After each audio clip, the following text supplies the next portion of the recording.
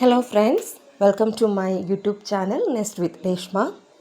കഴിഞ്ഞ ക്ലാസ്സിൽ കണ്ടീഷണൽ സെൻറ്റൻസസിൽ two types of conditional sentences നമ്മൾ ഡിസ്കസ് ചെയ്തിരുന്നു. ഫസ്റ്റ് കണ്ടീഷണലും സെക്കൻഡ് കണ്ടീഷണലും. സീറോ കണ്ടീഷണൽ ആദ്യത്തെ വീഡിയോയിൽ, പിന്നെ ഫസ്റ്റ് കണ്ടീഷണൽ, സെക്കൻഡ് കണ്ടീഷണൽ. ഞാൻ അതൊന്നും കൂടി ഒന്ന് പറഞ്ഞിട്ട് നമുക്ക് അടുത്ത ടോപ്പിക്ക് നോക്കാം. സീറോ കണ്ടീഷണൽ എന്ന് പറഞ്ഞാൽ കണ്ടീഷണൽ സെൻറ്റൻസ് എന്താണെന്ന് ആദ്യം തന്നെ ഒന്ന് പറയാം. എന്താണ് conditional sentence? Conditional sentence is a sentence that expresses a condition and its result. അത് ഒരു കണ്ടീഷനും അതിൻ്റെ റിസൾട്ടും എക്സ്പ്രസ് ചെയ്യുന്ന സെൻറ്റൻസുകളാണ് കണ്ടീഷണൽ സെൻറ്റൻസ്. കണ്ടീഷണൽ സെൻറ്റൻസ് പ്രധാനമായിട്ടും 4 ടൈപ്സ് ആണുള്ളത്. ഏതൊക്കെയാണത്? ഒന്ന് zero conditional, first conditional, second conditional and third conditional. Zero conditional എന്ന് പറയുമ്പോൾ ട്രൂത്ത്, ഫാക്ട്സ് തുടങ്ങിയ സിറ്റുവേഷൻസ് പറയാനാണ് യൂസ് ചെയ്യുന്നത്. Structure simple present, simple present. First conditional എന്ന് പറഞ്ഞാൽ പോസിബിലിറ്റി വളരെ കൂടുതലായിട്ടുള്ള, ഭാവിയിൽ നടക്കാൻ സാധ്യത വളരെ കൂടുതലായിട്ടുള്ള സിറ്റുവേഷൻസാണ് പറയുന്നത്. അതിൻ്റെ സ്ട്രക്ചർ സിമ്പിൾ പ്രസൻറ്റ്, അതുപോലെ മെയിൻ ക്ലോസിൽ will plus V1 or base form of the verb. മൂന്നാമത്തെ ടൈപ്പ് ഓഫ് കണ്ടീഷണൽ സെൻറ്റൻസ് ഏതാണ്? അതെ, സെക്കൻഡ് കണ്ടീഷണൽ സെൻറ്റൻസ്. സെക്കൻഡ് കണ്ടീഷണലിനകത്ത് എന്താ പറയുന്നത്? അതിലെന്താ പറയുന്നത്? അൺറിയൽ ആയിട്ടുള്ള കാര്യങ്ങളാണ്, അല്ലേ? എന്താണ് അത്? ഇമാജിനേറ്റീവ് ആയിട്ടുള്ള കാര്യങ്ങൾ, ഇമാജിനേറ്റീവ് സിറ്റുവേഷൻസ്, അങ്ങനെയുള്ള കാര്യങ്ങൾ പറയാനാണ് നമ്മൾ സെക്കൻഡ് കണ്ടീഷണൽ യൂസ് ചെയ്യുന്നത്.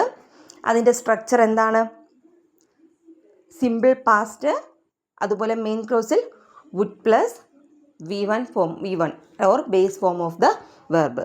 ഇനി നമ്മൾ ലാസ്റ്റിൽ നോക്കാൻ പോകുന്നതാണ് തേർഡ് കണ്ടീഷണൽ. തേർഡ് കണ്ടീഷണൽ എന്താണെന്ന് നോക്കാം. ഓക്കെ, തേർഡ് കണ്ടീഷണൽ എന്ന് പറയുന്നത് ഒരു റിഗ്രറ്റിനെയാണ് സൂചിപ്പിക്കുന്നത്. അത് നമ്മളൊന്ന് മനസ്സിൽ ഉറപ്പിക്കുക. റിഗ്രറ്റിനെ കുറിച്ച് പറയുന്നതാണ്. തേർഡ് കണ്ടീഷണൽ സെൻറ്റൻസിൽ കൂടുതലും നമ്മൾ കാണാം, നമുക്കൊരു റിഗ്രറ്റാണ് ഫീൽ ചെയ്യുന്നത്. അതായത് പാസ്റ്റിൽ നടക്കേണ്ട ഒരു കാര്യം, പക്ഷെ പാസ്റ്റിൽ അത് നടന്നില്ല. അന്നത് നടന്നിരുന്നെങ്കിൽ അതിനൊരു ഫലമുണ്ടായേനെ, അങ്ങനെ ഒരു ഫലമുണ്ടായേനേം എന്ന് നമ്മൾ ഇമാജിൻ ചെയ്യുകയാണ്. അങ്ങനൊരു ഫലമുണ്ടായേനേയും. അത് എങ്ങനെ നടന്നാൽ, പാസ്റ്റിൽ നടക്കേണ്ട ഒരു കാര്യം അത് നടന്നില്ല, പക്ഷെ അന്ന് നടന്നിരുന്നെങ്കിൽ ഇങ്ങനെ ഒരു ഫലം അതിന് ഉണ്ടായിരുന്നേനെ. അപ്പോൾ അവിടെ ശരിക്കും ഒരു റിഗ്രറ്റാണ് പറയുന്നത്, അല്ലേ? റിഗ്രറ്റാണ് കാണിക്കുന്നത്. അത് നടക്കാത്തതിൻ്റെ ഒരു നഷ്ടബോധം നമുക്ക് ഫീൽ ചെയ്യുന്നുണ്ട്. അങ്ങനെയുള്ള കണ്ടീഷൻസ്, അങ്ങനെയുള്ള സിറ്റുവേഷൻസ് പറയാനാണ് നമ്മൾ തേർഡ് കണ്ടീഷണൽ ഉപയോഗിക്കുന്നത്. അതെന്താണെന്ന് ഉദാഹരണങ്ങൾ നോക്കുമ്പോൾ നമുക്ക് കുറച്ചും കൂടി വ്യക്തമാകും. അപ്പം എക്സാമ്പിൾസ് എന്താണെന്ന് നോക്കൂ. If I had studied harder I would have pass the exam. If I had studied harder, I would have passed the exam. I would have passed the exam. എന്താണ് പറയുന്നത്? If I had studied harder. ഞാൻ വളരെ കഠിനമായി പഠിച്ചിരുന്നെങ്കിൽ, പാസ്റ്റിലാണ്, കഴിഞ്ഞുപോയ കാര്യമാണ്. ആ കഴിഞ്ഞുപോയ സമയത്ത് ഞാൻ നന്നായി പഠിച്ചിരുന്നെങ്കിൽ I would have passed the exam. I would have passed the exam. Exam പാസ്സാകുമായിരുന്നു. കഴിഞ്ഞുപോയി. ഇനി അത് നടക്കുമോ? ഇനി അത് ഇമ്പോസിബിളാണ്, സാധ്യമല്ല. ഇപ്പോൾ നമുക്കത് ചെയ്യാൻ കഴിയില്ല. കാരണം എന്താണ്? കഴിഞ്ഞുപോയ കാര്യമാണ്, കഴിഞ്ഞുപോയ കാലത്ത് ചെയ്യേണ്ടിയിരുന്നതാണ്. അന്നത് ചെയ്തില്ല. അന്നത് ചെയ്തിരുന്നെങ്കിൽ ഇങ്ങനെ സംഭവിക്കുമായിരുന്നു, അല്ലെങ്കിൽ ഇങ്ങനെ ഒരു റിസൾട്ട് ലഭിക്കുമായിരുന്നു എന്ന് നമ്മൾ ഇമാജിൻ ചെയ്യുകയാണ്. അതിനി തിരുത്താൻ പറ്റുമോ? ഇല്ല, ഇമ്പോസിബിളാണ്. അപ്പം ഇമ്പോസിബിളായിട്ടുള്ള സിറ്റുവേഷൻസാണ്. അൺറിയലാണ്, ഇമ്പോസിബിളാണ്. ഓക്കെ, അടുത്ത എക്സാമ്പിൾ നോക്കിയേ. If they had invited me I would have attended the party. എന്നെ ഇൻവൈറ്റ് ചെയ്തിരുന്നെങ്കിൽ ഞാൻ ആ പാർട്ടി അറ്റൻഡ് ചെയ്യുമായിരുന്നു. അതും കഴിഞ്ഞുപോയി. കഴിഞ്ഞ സമയത്ത് എന്നെ ഇൻവൈറ്റ് ചെയ്തിരുന്നെങ്കിൽ, ഇനി ഇന്ന് ഇൻവൈറ്റ് ചെയ്യാൻ പറ്റുമോ? ഇല്ല, പറ്റില്ല. കഴിഞ്ഞുപോയി, സംഭവം കഴിഞ്ഞുപോയി. സോ അങ്ങനെ ഇൻവൈറ്റ് ചെയ്തിരുന്നെങ്കിൽ ഞാൻ പാർട്ടിയിൽ പങ്കെടുക്കുമായിരുന്നു, അല്ലേ? അതാണ് പറയുന്നത്. അപ്പോൾ ഇവിടെ എന്താണ് ഈ ഒരു സെൻറ്റൻസിൽ തന്നെ നമുക്ക് മനസ്സിലാവും, കഴിഞ്ഞു പോയൊരു കാലത്ത് നടക്കേണ്ട കാര്യം, അല്ലെങ്കിൽ ഒരു ചെയ്യേണ്ട കാര്യം, അതത് ചെയ്തിട്ടില്ല, അല്ലെങ്കിൽ അന്ന് നടന്നിട്ടില്ല. പക്ഷെ അന്ന് നടന്നിരുന്നെങ്കിൽ അതിനെന്തൊരു റിസൾട്ട് ഉണ്ടാകുമായിരുന്നു, അല്ലെങ്കിൽ അതിനിങ്ങനൊരു ഫലം ഉണ്ടാകുമായിരുന്നു എന്ന് നമ്മൾ ഇമാജിൻ ചെയ്യുകയാണ്. സോ അങ്ങനെ പറയുന്ന സിറ്റുവേഷൻസ് അത് ഇമ്പോസിബിളാണ്, കാരണം കഴിഞ്ഞു പോയി, പാസ്റ്റാണ്, അന്ന് ചെയ്യേണ്ട കാര്യമാണ്. ഇപ്പോൾ നമുക്കത് ചെയ്യാൻ പറ്റത്തുമില്ല, കാരണം കഴിഞ്ഞു പോയി. അങ്ങനെയുള്ള അൺറിയലായിട്ടുള്ള അല്ലെങ്കിൽ ഇമ്പോസിബിൾ സിറ്റുവേഷൻസ് പാസ്റ്റിലാണ് പറയുന്നു. അന്ന് അത് ചെയ്തിരുന്നെങ്കിൽ ഇമാജിൻഡ് റിസൾട്ട്, അതിനിങ്ങനൊരു റിസൾട്ട് ഉണ്ടാകുമായിരിക്കുമെന്ന് നമ്മൾ ഇമാജിൻ ചെയ്യുന്നു. അതാണ് third conditional. It is used to talk about unreal or impossible situations in the past and there imagined result. ഇനി അത് പറയണോ? അൺറിയൽ അല്ലെങ്കിൽ ഇമ്പോസിബിൾ സിറ്റുവേഷൻ പാസ്റ്റിൽ നടക്കേണ്ടതായിരുന്നു, പക്ഷേ എന്താണ് unreal or impossible situations in the past എന്ന് പറഞ്ഞാൽ കഴിഞ്ഞു പോയ കാലത്ത് ചെയ്യേണ്ടതായിരുന്നു, പക്ഷെ അത് ചെയ്യാൻ പറ്റിയില്ല. പക്ഷേ ഇപ്പോൾ അതുകൊണ്ട് ആ കണ്ടീഷൻ ചെയ്യാനും പറ്റത്തില്ല. അതുകൊണ്ട് പക്ഷേ അങ്ങനെ ചെയ്തിരുന്നെങ്കിൽ എന്തുണ്ടാകുമെന്ന് ഇമാജിൻ ചെയ്യുന്നു, അതിൻ്റെ റിസൾട്ട് ഇമാജിൻ ചെയ്യുകയാണ്. ഓക്കെ, സോ ഇവിടെ നമുക്ക് കാണാം, റിഗ്രറ്റ് എന്ന് ഓർത്താൽ മതി. ഈ ഒരു സെൻറ്റൻസ് തേർഡ് കണ്ടീഷണലിനെ കുറിച്ച് ചിന്തിക്കുമ്പോൾ ഇതിനെ റിഗ്രറ്റ് ഓർക്കുക. റിഗ്രറ്റ്, നമ്മൾ ഒരു എന്താ പറയുക, നമുക്ക് പറ്റിയില്ല അല്ലെങ്കിൽ നമുക്ക് ചെയ്യാമായിരുന്നു പക്ഷെ നടന്നില്ല എന്ന് നമ്മൾ പറയാറില്ലേ? നമ്മുടെ റിയൽ ലൈഫിൽ നമ്മൾ ചിന്തിക്കാറുണ്ട്, എനിക്ക് അന്ന് അങ്ങനെ ചെയ്യാമായിരുന്നു, ഞാൻ അങ്ങനെ ചെയ്തിരുന്നെങ്കിൽ ഇന്നിങ്ങനെ ഉണ്ടാകത്തില്ലായിരുന്നു, അല്ലെങ്കിൽ ഇന്നിങ്ങനെ നല്ലത് സംഭവിച്ചേനെ, ഇങ്ങനെയൊക്കെ നമ്മൾ ചിന്തിക്കത്തില്ലേ? അപ്പോൾ ഒരു റിഗ്രറ്റാണ് പറയുന്നത്. റിഗ്രറ്റ് എന്ന് ഉള്ള ആ വേർഡ് ഓർത്തിരിക്കുക, തേർഡ് കണ്ടീഷണലുമായിട്ട് എപ്പോഴും റിലേറ്റ് ചെയ്ത് ഓർത്തിരിക്കുക. അപ്പോൾ നമുക്ക് ഇത് പെട്ടെന്ന് മനസ്സിലാവും. ഇനി അതിൻ്റെ സ്ട്രക്ചർ നോക്കാം. അതിന് എക്സാമ്പിൾസിലേക്ക് ഒന്നും കൂടി നോക്കുക. If I had studied hard, അതാണല്ലോ സബോർഡിനേറ്റ് ക്ലോസ്. അതിൻ്റെ മെയിൻ ക്ലോസ് എന്താണ്? I would have pass the exam. Main clause I would have pass the exam. Subordinate ക്ലോസിലെ വെർബ് ഏതാണ്? ഹാഡ് സ്റ്റഡീഡ് ആണ്. ഹാഡ് സ്റ്റഡീഡ് എന്ന് പറഞ്ഞാൽ അവിടെ എന്താ വരുന്നത്? ഹാഡ് പ്ലസ് V3 അല്ലേ? V3 form of the verb. വെർബിൻ്റെ V3 ആണ്. V3 എന്ന് പറഞ്ഞാൽ എന്താ? മൂന്നാമത്തെ ഫോം എന്ന് പറയുമ്പോൾ ഏതാ?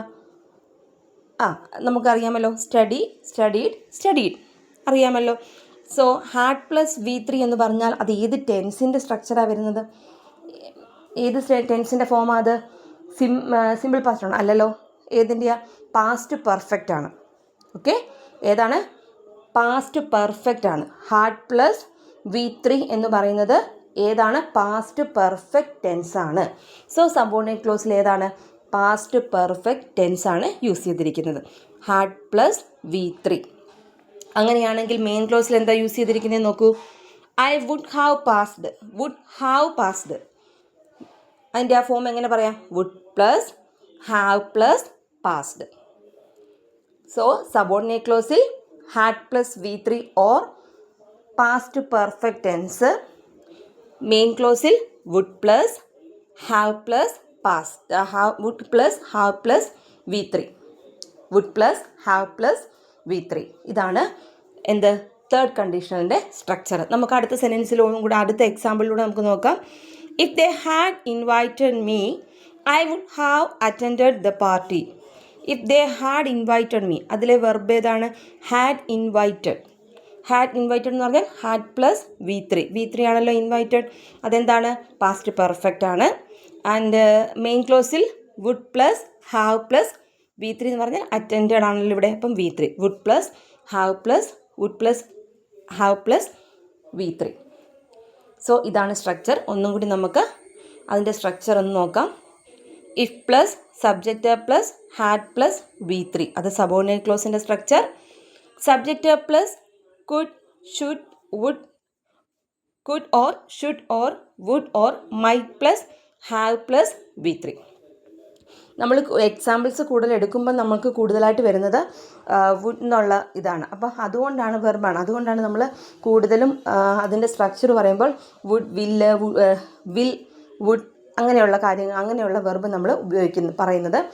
പക്ഷേ വുഡിന് പകരം കുഡ്, ഷുഡ്, വുഡ്, മൈറ്റ് ഇതിലേത് വേണമെങ്കിലും വരാം. ഇതേത് വന്നാലും അതിൻ്റെ കൂടെ ഹാവ് പ്ലസ് V3 ആണ് തേർഡ് കണ്ടീഷണറിലെ മെയിൻ ക്ലോസിൻ്റെ സ്ട്രക്ചർ എന്ന് പറയുന്നത്. സോ ഒന്നുകൂടെ പറയാം. If plus subject plus had plus V3, main ക്ലോസിൽ subject plus could or, should or, would or, might plus have plus V3. ഇതാണ് സ്ട്രക്ചർ. തേർഡ് കണ്ടീഷണൽ കഴിഞ്ഞുപോയ കാലത്തെ കുറിച്ച് കഴിഞ്ഞുപോയ കാലത്ത് ചെയ്യേണ്ടിയിരുന്ന ഒരു കാര്യം അല്ലെങ്കിൽ നടക്കേണ്ടിയിരുന്ന കാര്യം അത് നടന്നിട്ടില്ല. അത് നടന്നിരുന്നെങ്കിൽ എന്ത് സംഭവിക്കുമെന്ന് നമ്മൾ ഇമാജിൻ ചെയ്യുന്നു. ഫ്യൂച്ചറിൽ എന്ത് സംഭവിക്കുമെന്ന് നമ്മൾ ഇമാജിൻ ചെയ്യുകയാണ്. അല്ലെങ്കിൽ അതിൻ്റെ റിസൾട്ട് എന്താകുമെന്ന് നമ്മൾ ഇമാജിൻ ചെയ്യുകയാണ്. അത് അത്തരം സിറ്റുവേഷൻസ് പറയാൻ തേർഡ് കണ്ടീഷൻ ഉപയോഗിക്കുന്നു. അതിൻ്റെ സ്ട്രക്ചറാണ് നമ്മളിപ്പോൾ പറഞ്ഞത്. സോ നമുക്കിനി കുറച്ച് ക്വസ്റ്റ്യൻസും കൂടെ നോക്കാം. ഒന്നാമത്തെ question, if she had left early she dash the bus. If she had left early, അവൾ നേരത്തെ പുറപ്പെട്ടിരുന്നുവെങ്കിൽ, അത് കഴിഞ്ഞുപോയി. ഇപ്പോൾ അങ്ങനെ വിചാരിച്ചുകൊണ്ട് നടക്കൂ, ഇമ്പോസിബിളാണ്.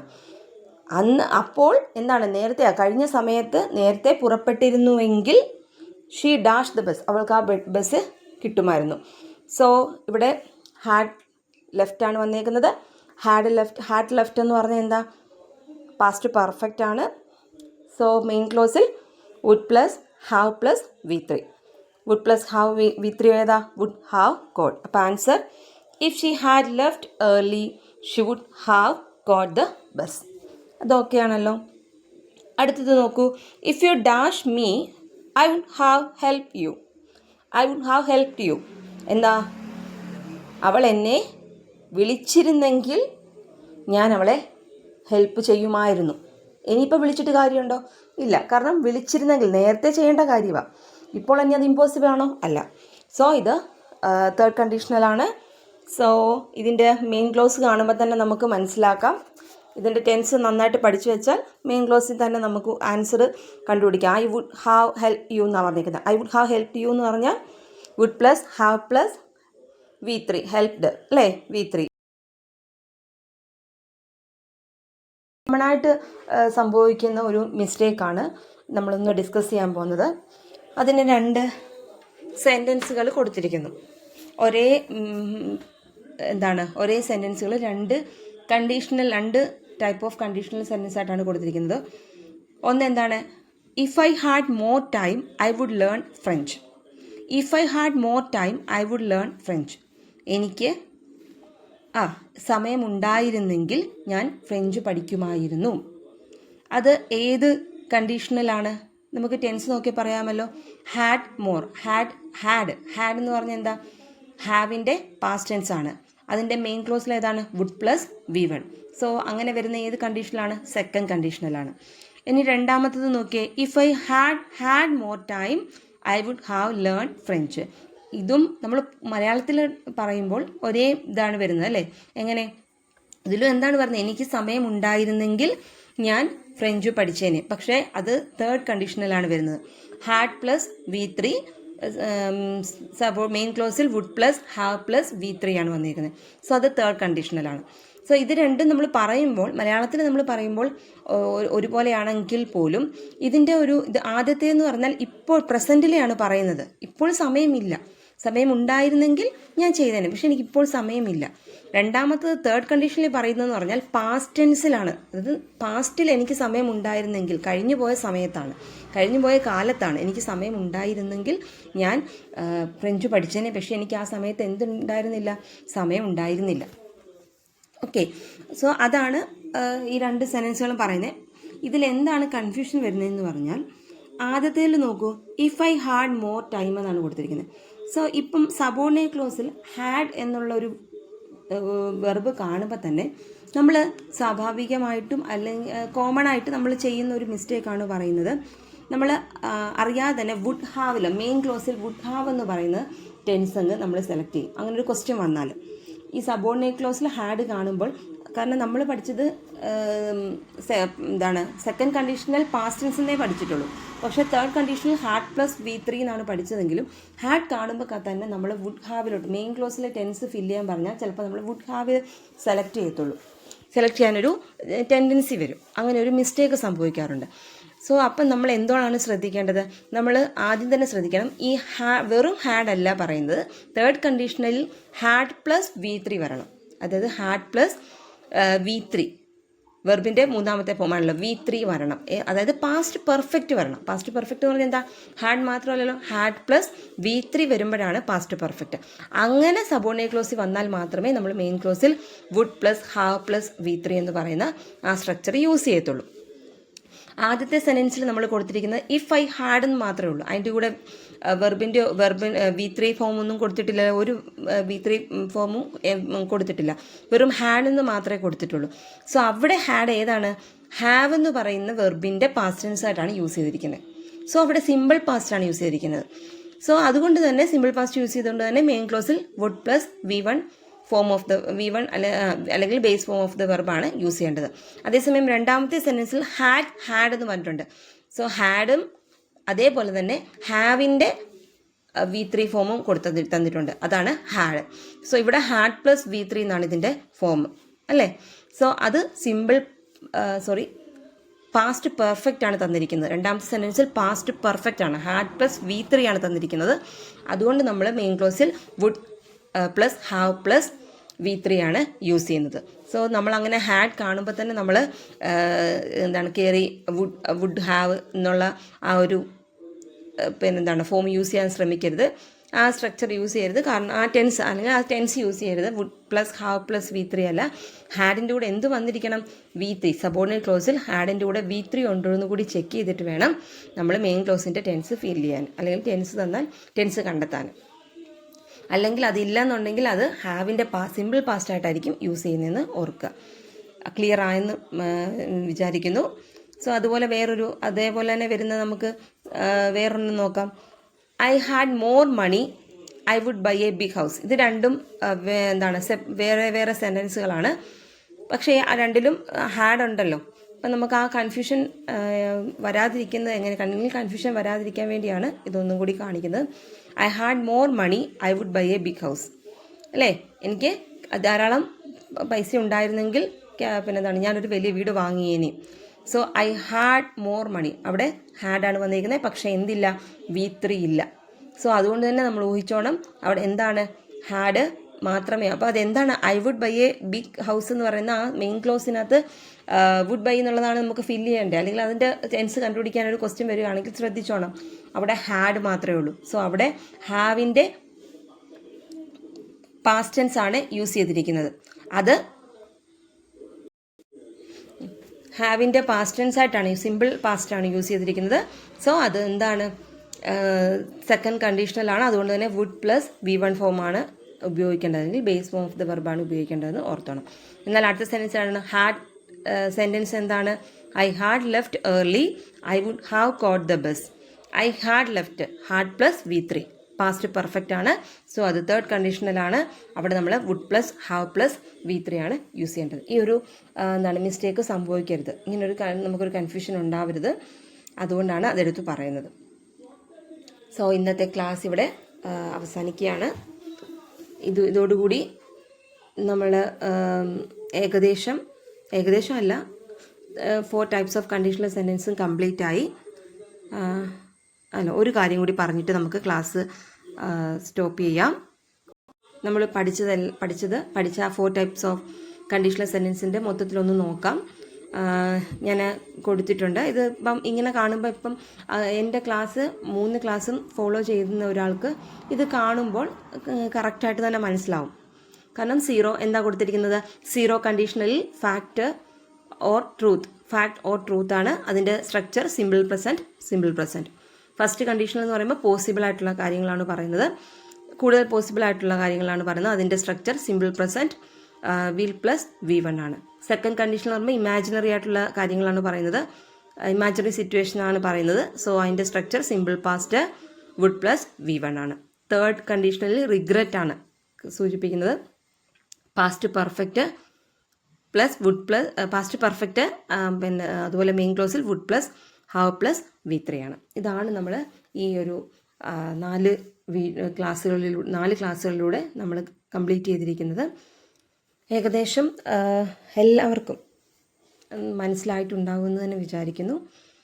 ഇനി ഇത് കറക്റ്റായിട്ട് ഈ 4 ടൈപ്സ് ഓഫ് സെൻറ്റൻസ് പഠിക്കുകയും അതിൻ്റെ ആ സ്ട്രക്ചർ മനസ്സിലാക്കുകയും ചെയ്താൽ നമുക്ക് ഈസി ആയിട്ട് തന്നെ ക്വസ്റ്റ്യൻസിന് ആൻസർ ചെയ്യാം. സോ നിർത്തുന്നു. എൻ്റെ യൂട്യൂബ് ചാനലായ നെസ്റ്റ് വിത്ത് രേഷ്മ എന്ന എൻ്റെ ഈ യൂട്യൂബ് ചാനൽ കാണുക, സപ്പോർട്ട് ചെയ്യുക, ലൈക്ക് ചെയ്യുക, ഫ്രണ്ട്സിന് ഷെയർ ചെയ്യുക. Thank you.